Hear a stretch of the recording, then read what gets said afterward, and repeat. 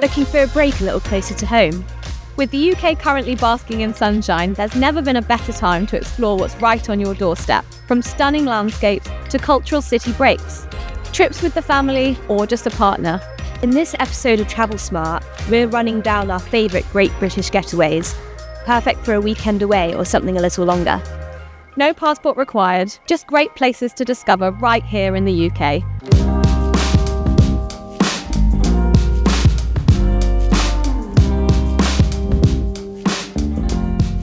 So if you're looking for a romantic escape that's got bags of quirky character and lots to do, Rye might be the one for you. This little East Sussex town is full of charm, crooked old buildings and a classic seaside vibe, even though it's set slightly inland. And it's very easy to lose track of time exploring all that it has to offer.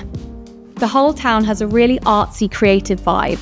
On the high street, you'll find independent galleries that host local and international artists. And Mermaid Street, the most photographed in the town, has Tudor cottages and cobbled streets and a gorgeous view over the coast. If you head a little bit downhill, you'll find the antiques emporiums and lots of quirky boutique shops, which you need to make time to explore.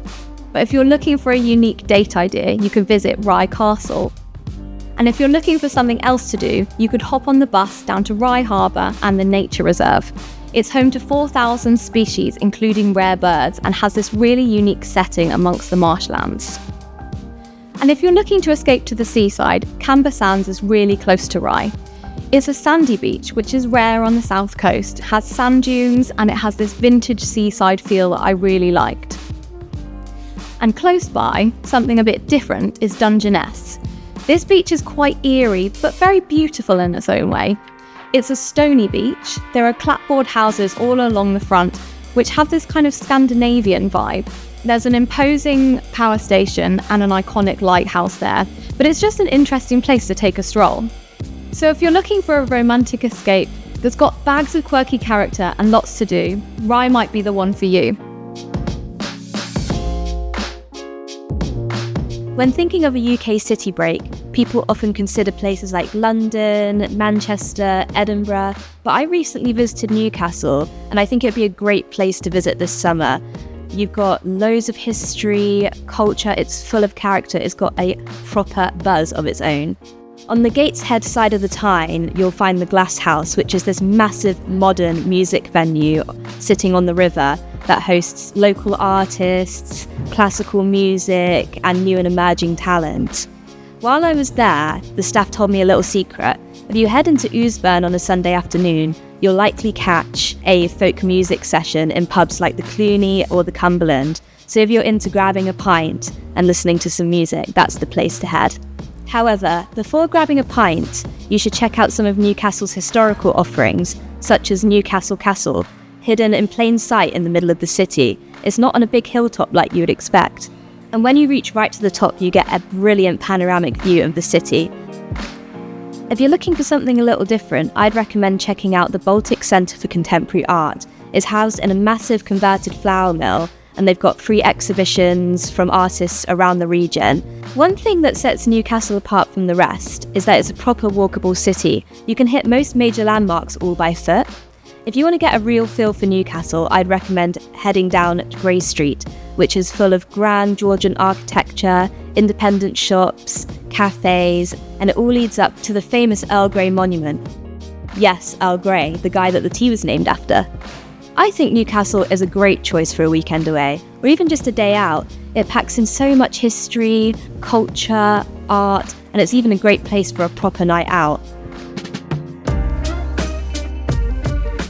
So, we've talked a little bit about England, but Emily, you went to uni in Wales. Do you have any places you'd recommend? Yes, I always say escape from the city and get to the Gower Peninsula. It's home to these dramatic cliffs and golden bays, and I think it's a really good alternative to Cornwall. It can often be less crowded, a bit cheaper with accommodation, and it's really a perfect place to go if you love hiking, surfing, or just getting out in nature. Actually, if you like hiking, you can start at Worm's Head, which is at the western end of the Gower Peninsula. And you can take this 4-mile track that goes along to a beach called Rossili Bay, which is just unbelievable. Like when the sea rolls out, it feels like you've got this massive expanse of golden sand. and you're just looking out towards the horizon. It's really special. Or if you have a bit more time on your hands, you can head west to Pembrokeshire. I like the little coastal cities of Tenby and St David's. They're really colourful, lots of history, and I just think they're fantastic breaks to feel like you've actually, gone somewhere. How about you? Where's next on your list? Where do you want to travel this summer? So if I have a little bit of time this summer, one of the places I'd love to tick off my bucket list is the Outer Hebrides in Scotland. The islands there are so remote and wild, and one of the things I'd love to tick off is the Hebridean Wave Walk, which goes along the coastline. You've got the Isle of Lewis, which is home to the Callanish Standing Stones, which is actually older than Stonehenge. And then there's Barra, where you can see seals bobbing right off the shoreline. So cute. And to get there, the airport runway is literally on the beach. Imagine that, landing right on the sand. So cool. Amazing. However, one of the places I really want to go to is Luscantire Beach on the Isle of Harris. It's got turquoise waters, white sand. You'd think you'd be in the Caribbean, although I think the weather would probably give it away. It seems so remote and some place that I could really switch off.